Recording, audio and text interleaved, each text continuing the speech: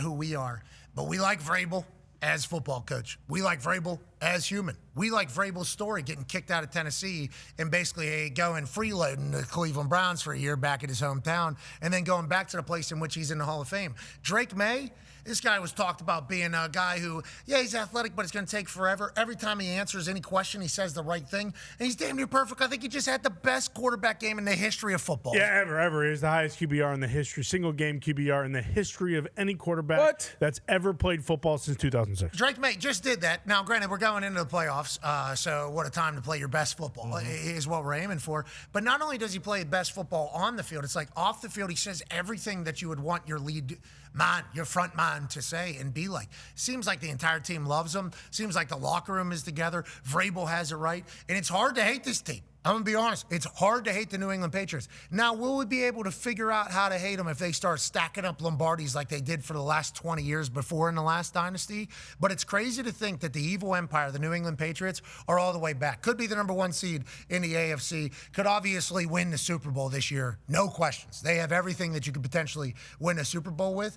And it's almost a more likable squad because it's more unexpected at this stage. Is that what it is, D-Ball? I don't know. Maybe we're too close to it because we like Braves. We know Braves. I mean, most of us, we like Diggs. We like a lot. I love Drake Maye. We love him.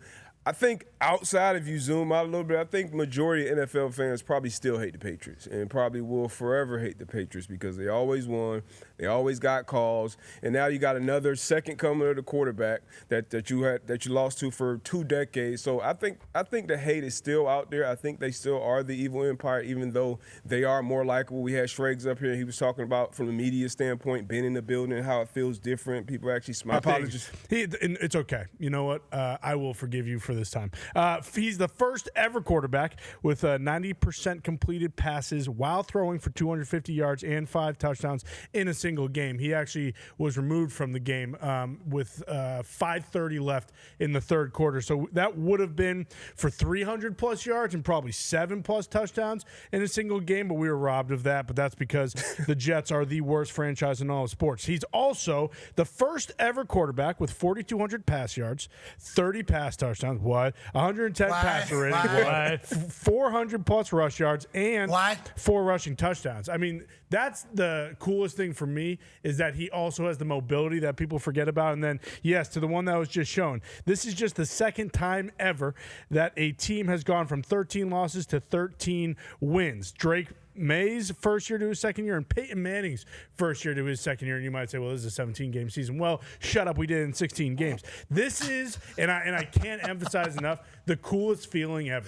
You know, as a Patriots fan, all on your face, that is new. It is cool to see all the players get the love and kind of respect that they deserve from the layman, if you will, and from the football fan. But, yeah, you might as well listen to it. No, listen to it. Him calling everybody up at the FBO after a game, after a flight home, not normal. This is an abnormal situation just in general. And by the way, to your point about Vrabes, just everybody buying in, yup, Vrabes is talking, let's go ahead and relax.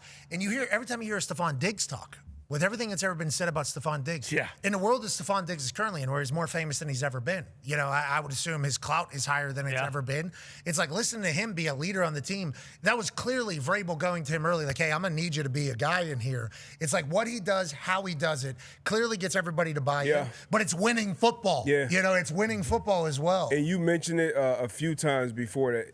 He kind of seems like he's in it with the guys. Like, yeah, I'm in it with the guys. Obviously, my vote just counts 10. And I don't know, you probably have more context, but I saw a clip, and they have the audio on with him and Christian Barmore going into a halftime. I think Barmore may have got into it with another player.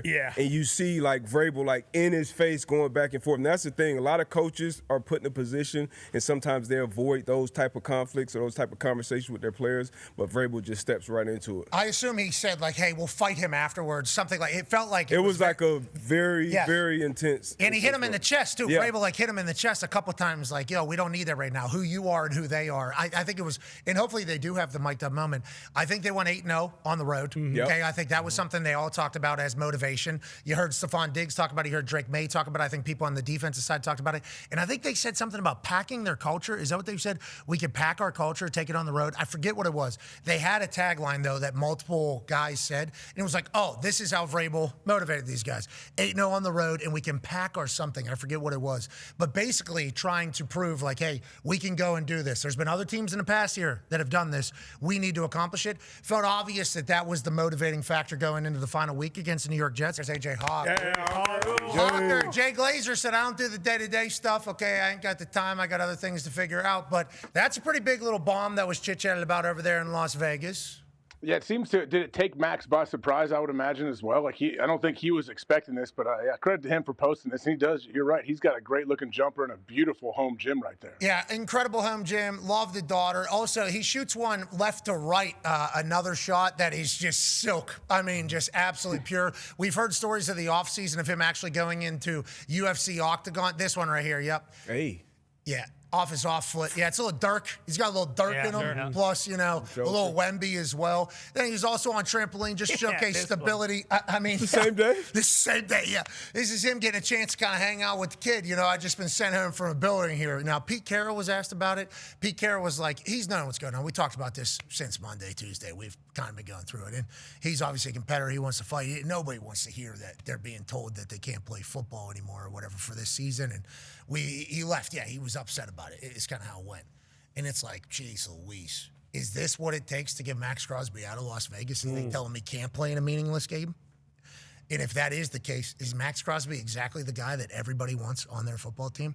And then you start looking at his contract, I think it's very tradable. It's unbelievable. Joining us now, ladies and gentlemen, is senior NFL insider for ESPN, a man who might have a little bit more on this entire situation, Adam Schefter. Yay, Shefty, I don't know if you heard Jay Glazer here just moments ago or this past weekend or saw his tweet. He chit-chatted about the Maxx Crosby Raiders situation where they basically told him or shut him down because he wasn't healthy enough. Good to see you. Good to see you back out here. Hey, good to see you back out here. What was that? But anyways, they basically said they shut him down because he wasn't healthy enough to play. He'd been fighting through something, obviously, the last few weeks. He got upset about it. Then we saw videos of him doing some stuff. What is kind of the Maxx Crosby Las Vegas Raiders situation from your perspective, Shefty?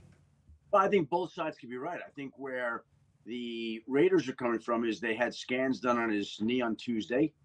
Doctors felt like his condition had worsened. He needs knee surgery at some point this offseason. They're in a spot where why would they expose him? He is a football player and wants to keep playing, of course. His drive, his energy, his attitude is what has made him so successful.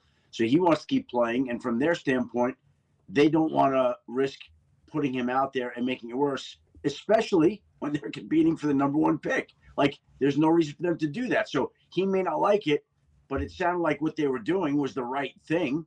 And again, I think both sides in this particular case are right. They have no plans to trade him. I don't know if that'll change. I don't know if he demands anything and makes it such that they have to trade him. But right now, that's not how they're thinking. All right, we love you, Max. Hire in general, and Underwood seemingly staying as the quarterback as well. It looks like that's about as good as Michigan could have done here. He seems like a great man, great coach. And the funny thing is in early December, I had some people reach out to me about him. And I remember sitting in the green room before an ESPN show and asking Alex Smith about him. And Alex raved about him to me. I passed that on to some people. They went through a whole host of candidates, and they wound up on Kyle Whittingham, which I think Alex Smith absolutely would have agreed with. When you speak to him and the people that know this guy, I've never met him. I've never spoken with him. But the people that know him and have been around him speak very highly of him. And his record is the same as Michigan's going back to 2005. They've had the same winning percentage. They've had the same number of winning seats. Like, it feels like he's somebody that's going to come in and stabilize the situation and get things running in an orderly way. He knows exactly who he is, which is what I think is good for anybody hiring a coach, is the person knows who they are. Just like I said in that tweet, Campbell, too, knows exactly who he is, knows exactly what his team looks like, knows exactly what players he needs. Now they just get a massive bankroll behind him and a brand name. Not that Utah and Iowa State weren't, but we get it. Michigan and Penn State, a little bit larger. That M and that P, or the Lion, ladies and gentlemen, in front of the program, Bull Ring of Honor member down there in Houston, future first ballot Hall of Famer, J.J. Watt. Yay! J.J., how you doing, pal? I'm doing great. I was just trying to figure out the math on the travel of that New Year's Eve, 7:30 p.m. Eastern time game to the Rose Bowl.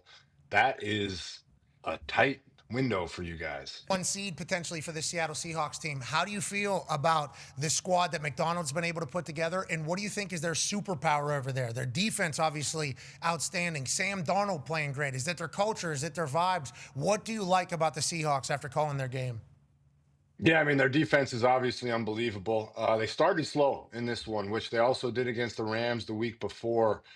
Took them a while to get the game going, specifically offensively, and then they took advantage of a couple of huge turnovers in Carolina territory in the second half that really sprung board this game and kind of broke it wide open. But their defense is just unbelievable. I think it was like halfway through the third quarter, the Panthers had 16 yards of passing on offense. There was just nowhere to go. Those D tackles up front, Leonard Williams and Byron Murphy, are so stout on the double teams, and they shut down the run.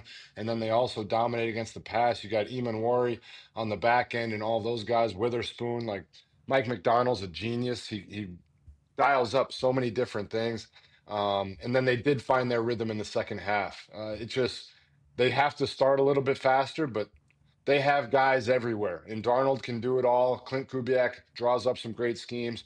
I thought the Panthers defense held their own for a while in this game. It was the short fields that ultimately got them and hurt them. And then there was one huge penalty that kind of swung the momentum of the game when the Panthers had him in 3rd and 30 and got a face mask penalty to give an automatic first down that kind of hurt them. Okay, so obviously inopportune penalties will certainly affect an outcome. Seahawks have the Niners on Saturday night. Did you watch last night's epic Sunday Night Football game of the year?